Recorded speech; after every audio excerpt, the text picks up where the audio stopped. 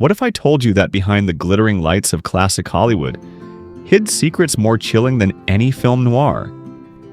Beneath the charm, the red carpets, and the golden glow were lives shaped, shattered, and silenced by power, control, and scandal.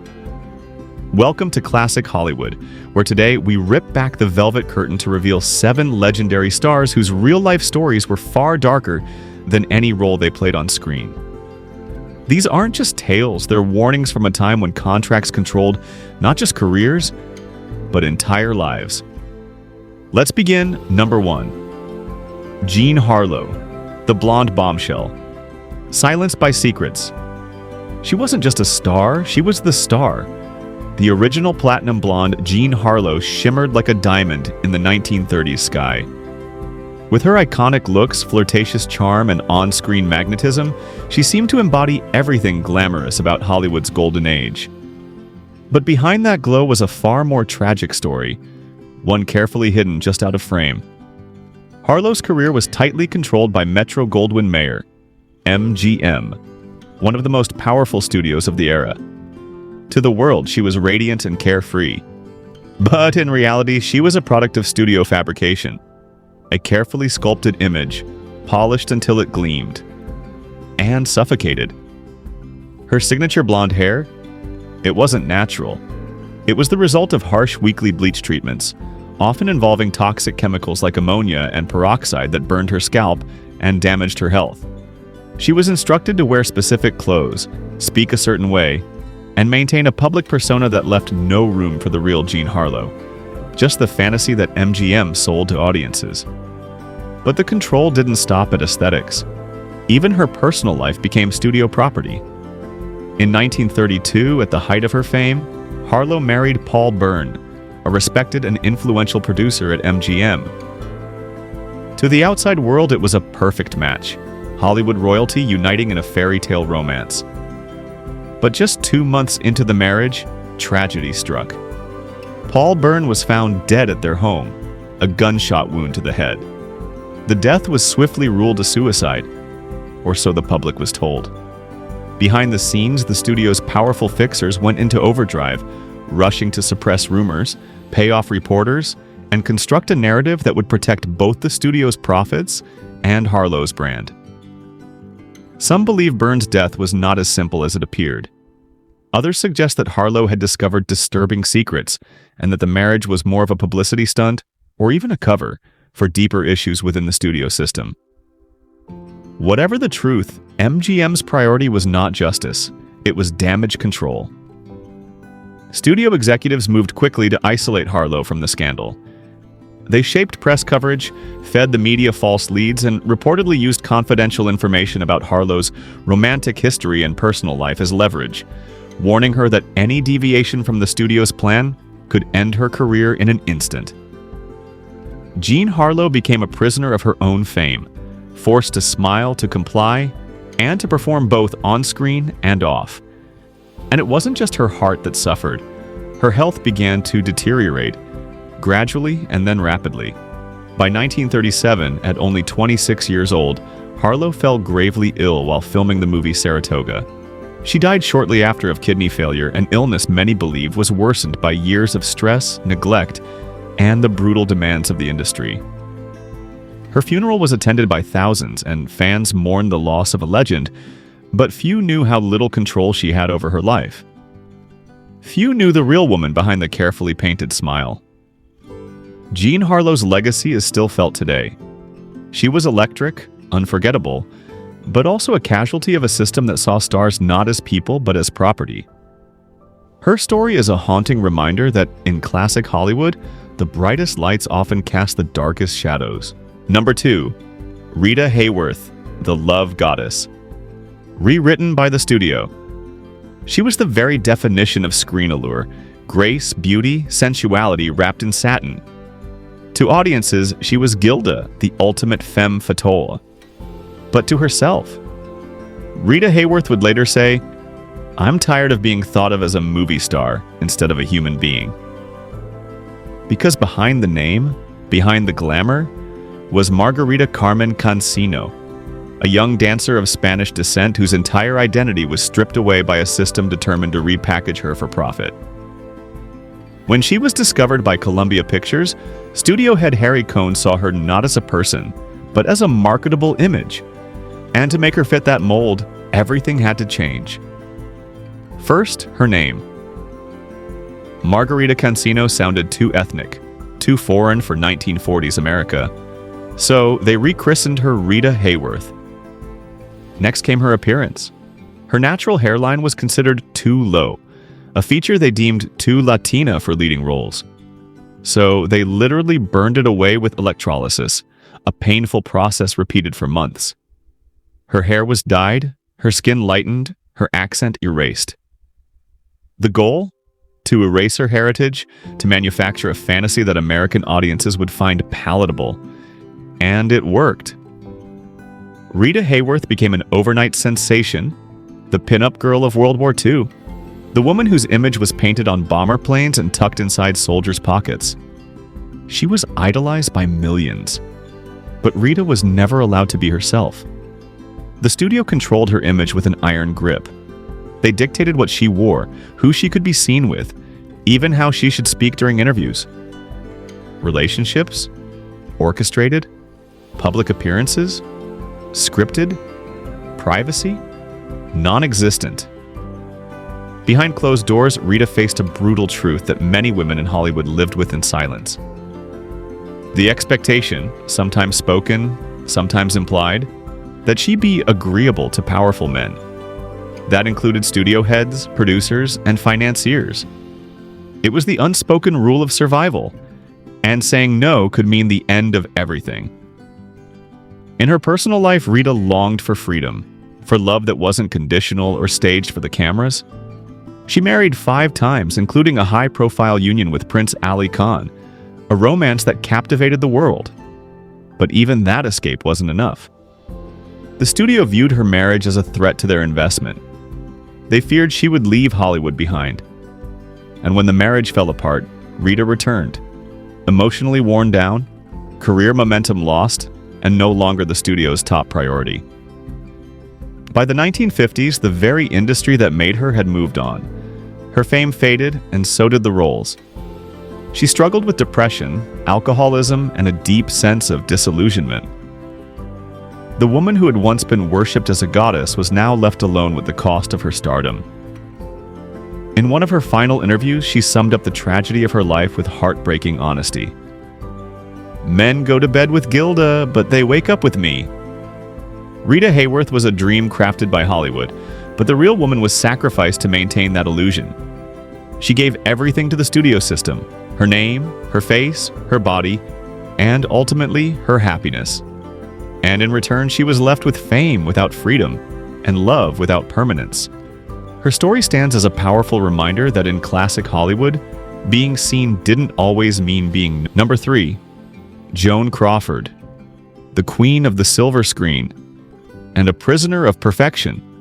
She was elegance, power, ambition in heels. Joan Crawford wasn't just a star, she was a force. But beneath the shimmering gowns and sharp cheekbones was a woman fighting to stay in control of a life that was never fully hers. Born Lucille Fay Lesueur, she rose from poverty, abuse, and hardship to become one of MGM's most bankable stars. Her transformation was stunning, fueled by relentless discipline, tireless work, and a fierce desire to never go back to where she came from. But to stay on top in Hollywood, especially as a woman, meant giving more than just performances. It meant surrendering control. Her studio contract, like many in the era, included a morality clause, a chilling document that gave MGM the right to cancel her career if they judged her behavior as immoral. And by immoral, they meant anything that didn't serve their bottom line. Affairs, rumors, unscripted moments, independent choices. All were risks, so Joan played the role of perfection, not just on screen, but in real life. She became the star the studio wanted her to be. Flawless, fierce, impeccable. But behind the scenes, it was all smoke and mirrors. Crawford's early career was filled with strategic relationships, some passionate, some political. It was whispered and sometimes known that involvement with powerful men could secure roles, or cost them. And Joan, ambitious and aware, understood the game. She walked a tightrope: protect her image, maintain her allure, and stay on the studio's good side. If rumors of scandal emerged, studio fixers swooped in like silent assassins, bribing gossip columnists, spinning fake romances, even planting stories to distract the press. But that protection came at a price. She owed them her silence, her loyalty, her obedience. Because the same men who built her career also held her secrets, and they were ready to use them if she ever stepped out of line. Publicly, Crawford was dazzling, but privately she was anxious, isolated, always anticipating the next blow.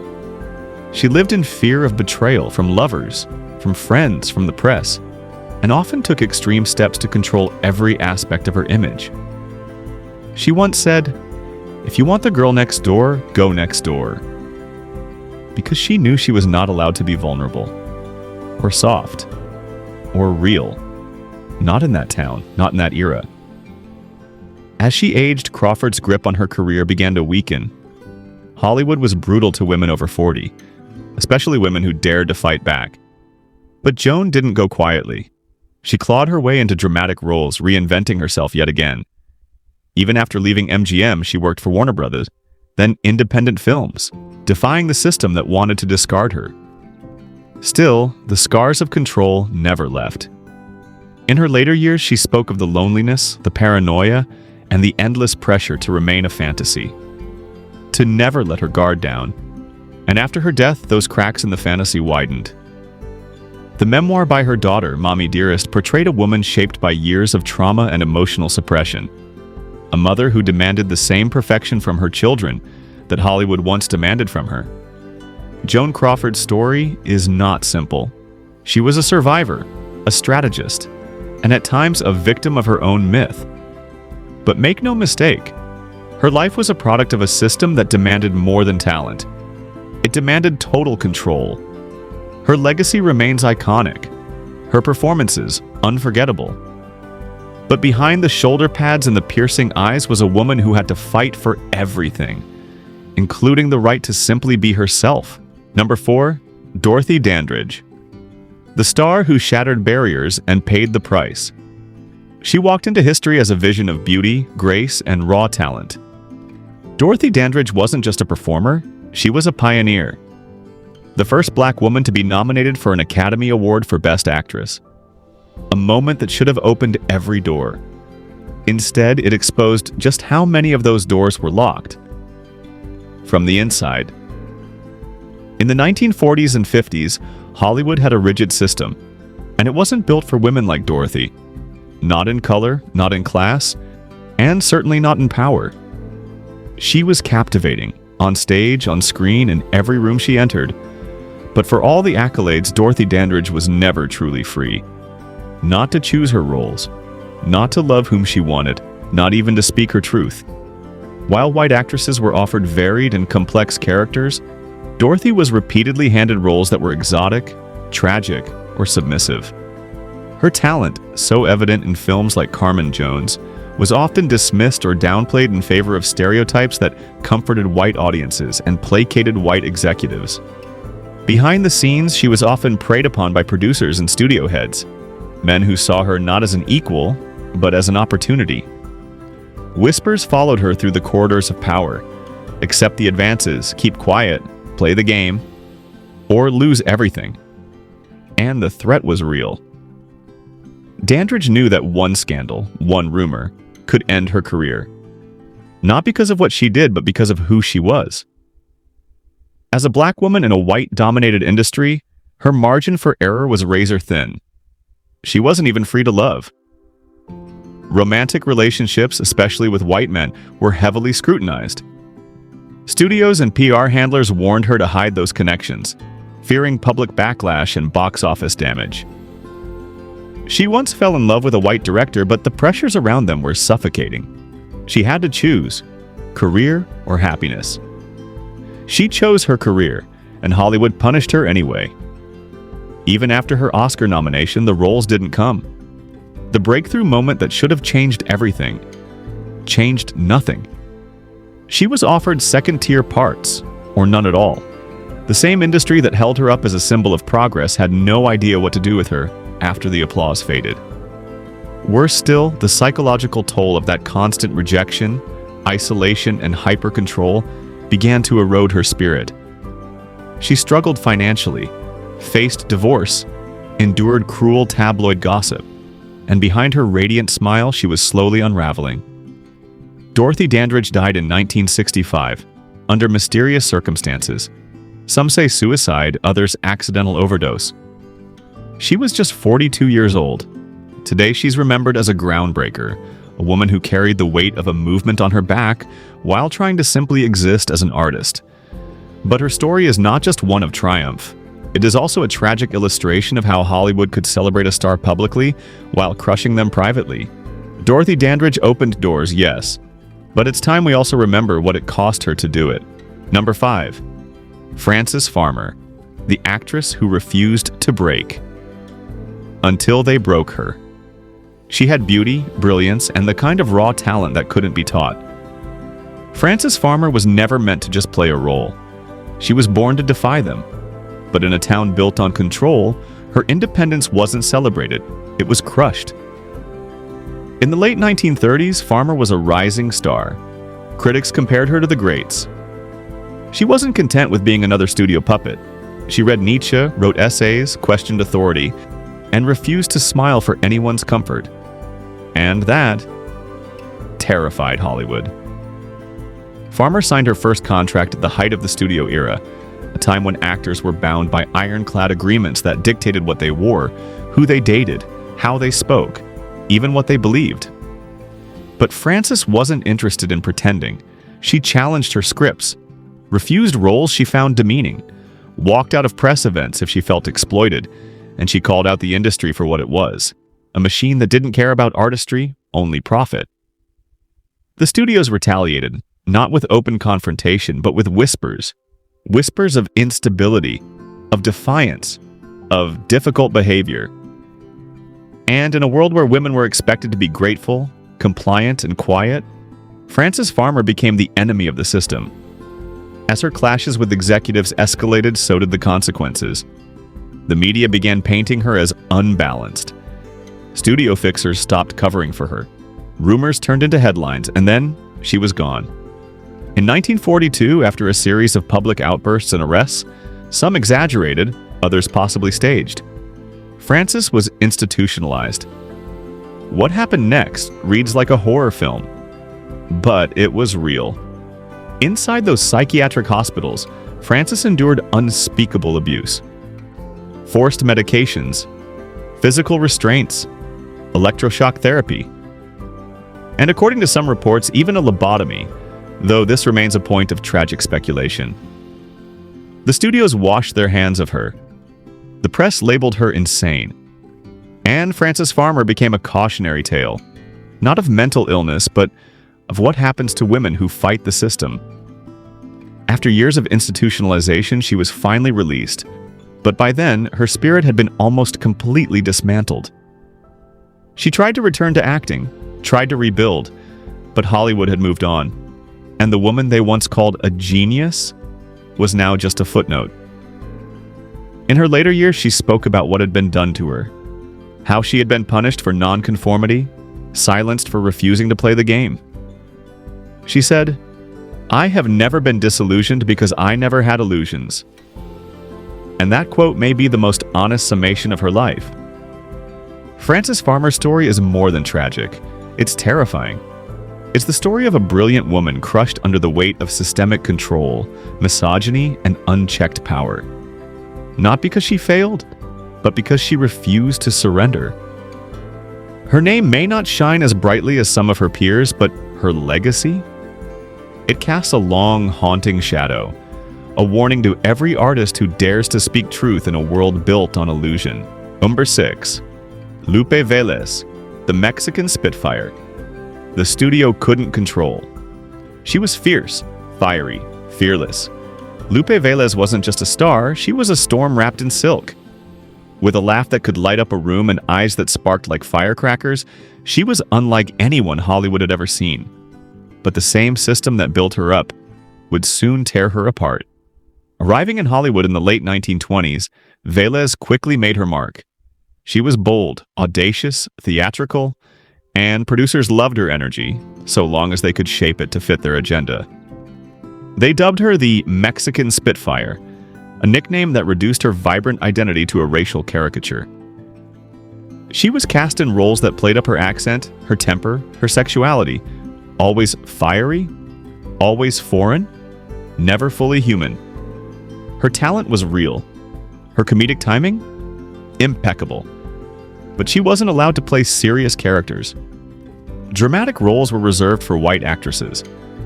Lupe was typecast, again and again, as the hot-blooded Latina, a stereotype that made her famous, and trapped her at the same time. And then came the control. Like others under studio contracts, Velez was expected to conform both on-screen and off. Her behavior, appearance, and relationships were all carefully scrutinized. She was watched, warned, silenced. When she spoke out, or worse, showed too much emotion, she was labeled unstable. When rumors circulated about her relationships, including a turbulent one with actor Gary Cooper, the studios didn't protect her. They used the gossip to sell tickets, then punished her privately for not being respectable enough. In public, she was expected to be dazzling. In private, she was deeply isolated. She craved love, acceptance, and freedom, but what she got was tabloid ridicule and industry gatekeeping. And as a Latina woman in a white-dominated business, she had no safety net, no second chances, no room to fall apart. By 1944, Velez's career was on a steep decline. Roles dried up, the spotlight dimmed, and at just 36 years old, she was pregnant, unmarried, and abandoned by the father of her child. A situation the studios viewed as unmarketable, even scandalous. And so, in her final desperate act, Lupe Velez took her own life. Her death was cruelly sensationalized in the press, some accounts mocking her even in death, spreading false stories and jokes about her final moments. But behind the tabloid headlines was a woman broken by a system that never let her be fully seen. She was used for her ethnicity, exploited for her passion, and discarded when she no longer fit the fantasy they had created. Lupe Velez's legacy is bittersweet. She opened doors for Latina performers. She proved that charisma could break through barriers, if only briefly. But her story is also a warning that in classic Hollywood, being different could get you noticed and destroyed. She wasn't a caricature. She wasn't a punchline. She was a woman ahead of her time, and a casualty of an industry that only knew how to love someone when they were easy to control. Number 7. George Nader, the actor. Hollywood protected, then erased. In the 1950s, George Nader had it all: the looks, the charm, the star power. He was the face of adventure films and sci-fi thrillers with a strong jaw and a calm confidence that made him a perfect leading man. But George held a secret. And in the golden age of Hollywood, some secrets could end you. Nader was a gay man in an era when even a whisper of queerness could destroy your entire career. There were no protections. No coming out stories, no second acts. There was only silence, or exile. Studio executives knew. They always knew. They hired private investigators, read tabloids before they hit the stands, and kept dossiers on every star's private life. Because in classic Hollywood, information was power, and George Nader's truth made him vulnerable. At first, the studio chose to protect him, but not out of compassion. It was business. Nader was profitable, marketable, handsome. So when rumors began to circulate about his sexuality, Universal Pictures stepped in. They didn't deny the rumors. They didn't refute them. Instead, they made a deal with the devil. According to reports, the studio offered up another celebrity scandal, throwing a different actor to the tabloids as a distraction, all to keep Nader's secret buried. It was a cruel trade, someone else's downfall for George's survival. And in return, George had to agree to lay low, to live a quieter life, to avoid attention, to never give the press any reason to look too closely. It was a ticking time bomb. The studios could only protect him for so long. And as public taste shifted and his box office draw faded, the protection evaporated. He wasn't bankable enough to be worth the risk anymore. And just like that, the phone stopped ringing. He was never officially blacklisted, but he didn't need to be. His career was quietly closed like a file marked too dangerous to open. George Nader never betrayed who he was. He didn't marry for image. He didn't fake affairs. He chose love and authenticity in private, sharing his life with his long-term partner Mark Miller, even as his professional world fell away. And when Hollywood turned its back, he didn't beg. He simply walked away. He later found success as a novelist and lived out his life with dignity, far from the spotlight that had once so desperately tried to own him. But the weight of what happened still lingers. George Nader's story is not one of public scandal or loud rebellion. It's one of quiet resilience in the face of a system that demanded conformity, punished difference, and wielded secrets like weapons. He survived, but he also serves as a sobering reminder. In classic Hollywood, your truth was something to be hidden, and your silence was often the only way to survive. Behind the glitz of the golden age were lives manipulated, broken, and buried, so that the cameras could keep rolling. These aren't just Hollywood stories, they're human ones. If you were moved by what you heard, hit that like button, subscribe to Classic Hollywood, and share this video to help uncover the truths the studios tried to erase. Because here, we don't just tell stories, we reveal what was never meant to be seen.